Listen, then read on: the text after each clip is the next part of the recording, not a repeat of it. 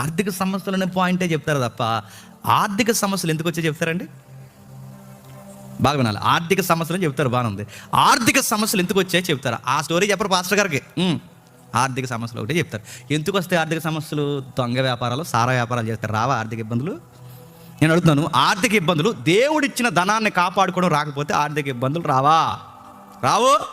నీకు దేవుడు ఒక ధనం ఇచ్చాడు, దాన్ని కాపాడుకోవడం నీకు చేత కాకపోతే నీకు ఆర్థిక ఇబ్బందులు రాకపోతే మళ్ళీ ఈ స్టోరీ అంతా చెప్పరు. దేవుడు నాకు ఇచ్చాడండి, విచ్చలవిడిగా నా ఫ్రెండ్స్కి పార్టీలు ఇచ్చాడండి, అలా ఇచ్చాను ఇలా ఇచ్చానంటే నువ్వు పార్టీలు ఇస్తే ఏమవుద్ది? పార్టీలు ఇస్తే అరటిపళ్ళు తొక్కలు కూడా దొరకవు నీకు. నువ్వు ఇలా తిరిగితే ఏమవుద్ది? దేవుడు ఇచ్చిన డబ్బు నీకు కాపాడుకోవడం తెలుస్తుందా? నీకు దేవుడు నమ్మి కొంత ధనాన్ని ఇచ్చాడు, ఆ ధనం కాపాడడం నీకు చేతనవుతుందా? నీకు అసలు నీకు రూపాయి విలువ నీకు అర్థమవుతుందా? నీకు ఏం అర్థం అవుతుంది? దోబరా ఖర్చులు చేసుకుంటూ తిరిగితే దేవుడు నిన్నే ఏం చేస్తాడు చెప్పి? వీడికి అనవసరంగా డబ్బులు ఇస్తున్నాను అనుకోండి.